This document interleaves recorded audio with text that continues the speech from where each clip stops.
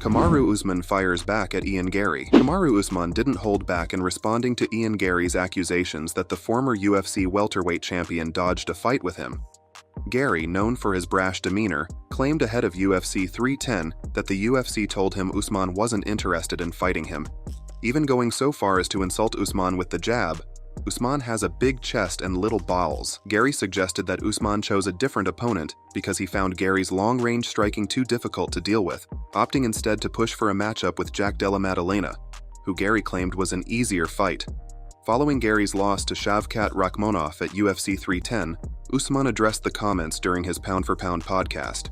Usman rejected the notion that he avoided Garry and called the Irishman's claims baseless. He made it sound like everyone was running from him. "I run from no one. Who are you that I, of all people, would be scared of you?" Usman expressed disbelief at the idea that he should have taken a short-notice fight with Garry, dismissing the suggestion as disrespectful. "I guess he was upset because he wanted me to be a late replacement for his fight. Who does this guy think he is?" Leading up to UFC 310, Garry doubled down on his criticisms of Usman, implying that the former champion lacked the courage to face him. "He's got a big chest, he looks good, but where it matters, between the legs, he's a little man." These comments only added fuel to the fire, prompting Usman's heated response. While Garry's loss to Rakhmonov has temporarily halted any momentum toward a potential fight with Usman, the tension between the two fighters remains palpable. Garry's bold trash talk and Usman's sharp rebuttals could set the stage for a grudge match in the future, should their paths cross. For now, Usman seems focused on other challenges, potentially targeting Jack Della Maddalena as his next opponent. Meanwhile, Garry will need to regroup after his defeat and work his way back up the welterweight rankings. Garry fires back at Kamaru Usman. Garry didn't hold back during his appearance on the MMA Hour with Ariel Helwani, where he responded to Kamaru Usman's comments following UFC 310. Garry accused the former UFC welterweight champion of avoiding fights with younger contenders like himself, and criticized Usman for allegedly trying to maintain his ranking without taking on serious challenges. Garry expressed frustration with how veteran fighters like Usman approach matchmaking, suggesting they prioritize their status over meaningful competition. He hasn't got the balls to step in there against these young, up-and-coming contenders. He just wants to maintain relevancy and hold that ranking without doing anything to earn it. Garry went further, proposing changes to UFC rules to prevent fighters from avoiding certain opponents. There needs to be a change in the rules. Fighters like him and Colby Covington are keeping the division static. It should be simple. You fight who the UFC wants or you don't fight at all. In a bold statement, Garry questioned Usman's willingness to ever face him in the octagon.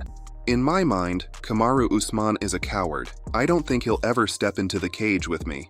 Garry's comments further stoked the growing rivalry between the two fighters, setting the stage for a potential showdown if the opportunity arises.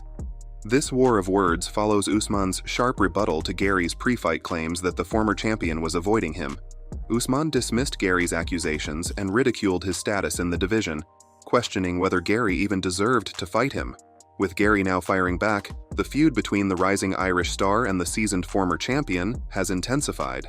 After his loss to Shavkat Rakhmonov at UFC 310, Garry is looking to rebuild his momentum. His vocal challenge to Usman signals his intent to stay in the spotlight, but whether Usman will entertain the idea of a fight remains uncertain. Conor McGregor moving to America. Amid legal drama, Conor McGregor is reportedly planning to relocate to the United States with his family after facing significant fallout from recent legal issues in Ireland. According to the Irish Mirror, McGregor has been deeply affected by the backlash from losing a high-profile civil case, which has resulted in a tarnished reputation and commercial setbacks in Ireland and the UK.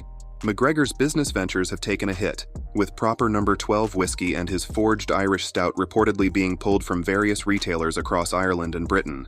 Additionally, public sentiment has turned sour, with marches held in Dublin in support of McGregor's alleged victim and murals of him being painted over. An anonymous source close to McGregor revealed, "He's been completely rattled by the devastating fallout. He's going to appeal the verdict to clear his name, but the commercial damage in Britain and Ireland has been massive." Despite these challenges, McGregor's popularity in the United States remains strong, with many fans continuing to support him. The same source suggested that McGregor sees a fresh start in the US as the best option for now. He wants out of Ireland for the moment and to move back to the States, where the legal battle hasn't impacted him as much commercially. When asked about McGregor's situation, UFC President Dana White declined to offer much insight, saying, If I had a comment, I would have put it out already. As for his status with the UFC, he hasn't fought in a while.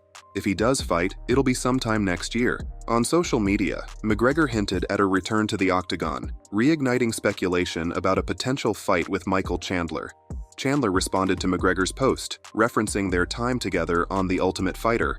"Remember in the cold tub during the TUF Coaches Challenge, you said I'd be your 20th knockout. Show up and try me." McGregor replied, "It's you. Rest up and I'll see you at the top." In another post, McGregor reflected on his MMA journey, claiming his dominance in the sport came too easily. "Here's the truth that will hurt all the little wannabe nobodies. Fighting was too easy for me. I'd done it all by 27 years old." Some fans speculated that McGregor's comments were aimed at Islam Makhachev, who recently expressed a lack of motivation to defend his title and hinted at moving up a weight class. As McGregor faces a pivotal moment in both his personal and professional life, the MMA world watches closely to see if the Notorious will make a triumphant return in 2025.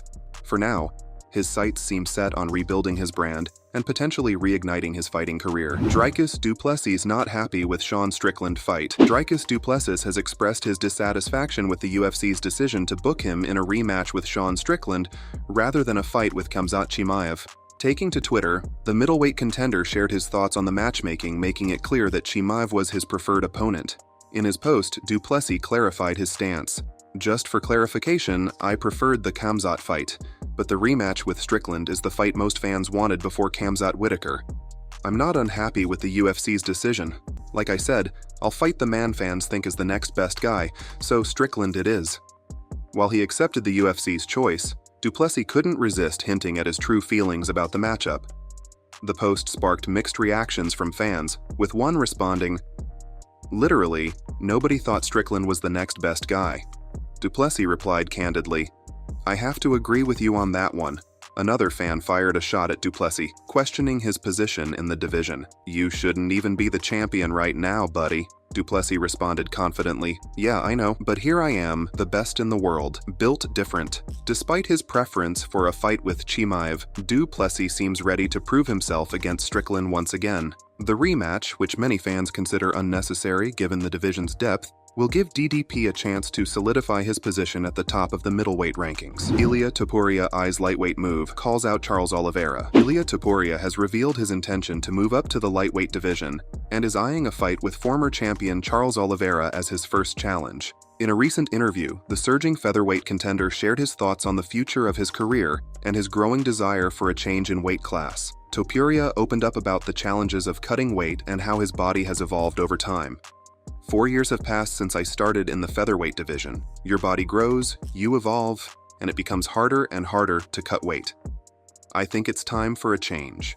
Reflecting on his experience fighting at lightweight in the past, Topuria emphasized how comfortable he felt.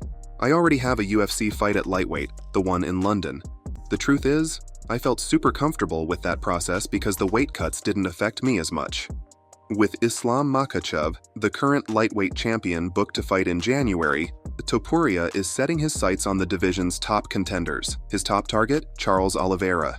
Since Islam is fighting in January and likely won't be ready for April or May, I'd like to fight the #1 contender. That's Charles Oliveira. Topuria praised Oliveira's position in the division, suggesting that a fight against him would be the perfect introduction to lightweight competition. While Topuria is eager to make the move, he acknowledged the difficulty of leaving behind the work he's done in the featherweight division. Imagine starting in 2020, building your ranking at featherweight and then losing all that progress by moving divisions. But sometimes, it's not just about rankings. It's about evolving and enjoying what you do without the strain of extreme weight cuts. Renato Moicano vows to destroy Paddy Pimblett. Renato Moicano recently explained why he's fighting Beneil Dariush instead of fan favorite Paddy Pimblett, and he didn't hold back when sharing his thoughts on the UFC's handling of the rising star. According to Moicano, the promotion is strategically protecting Pimblett from tougher competition to build his career. A tactic Moicano feels is transparent and unnecessary. Moicano wasted no time asserting his confidence in a potential matchup against Pimblett. "If they put me against Paddy, I would beat the smikes out of him in England. I don't think Paddy is dodging the fight, but I think the UFC is protecting him." Moicano compared the UFC's approach to Pimblett with their handling of Sean O'Malley. "They're being careful, like they were with Sean O'Malley. giving him the right fights to build him up. But Pimblett has never fought someone at the level of Beneil Dariush or me. Moicano believes the UFC sees him as too dangerous an opponent for Pimblett at this stage of his career. The UFC knows I would beat him 10 times out of 10. They want to avoid what happened with Benoit Saint-Denis, where fighters were thrown to the lions too soon. Moicano further suggested that even Benoit Saint-Denis, despite coming off losses, would be a significant challenge for Pimblett. I think Benoit could knock Pimblett out on the feet or finish him on the ground. It wouldn't be an easy fight for him, and the UFC knows that. Instead of waiting for a potentially lucrative fight with Pimblett, Moicano took the opportunity to face Beneil Dariush, a decision he explained as part of his long-term strategy. I don't have time to lose, I'm 35 years old and I want to keep fighting, making money, and climbing the rankings. After my last fight, I called the UFC and told them, I want to fight in December, November, January, doesn't matter, just give me a fight. For Moicano, it's all about staying active and working toward a title shot. I just have to keep winning. Eventually, I'll get to the top 5 and earn a title shot. Israel Adesanya versus Nassourdine Imavov, reportedly confirmed, says Caio Borralho. While the UFC has yet to officially announce it, middleweight contender Caio Borralho has stated that a fight between Israel Adesanya and Nassourdine Imavov is confirmed. Speaking on the Overdogs podcast with Mike Perry, Borralho revealed details of a conversation he had with Adesanya regarding the matchup and what it means for the division.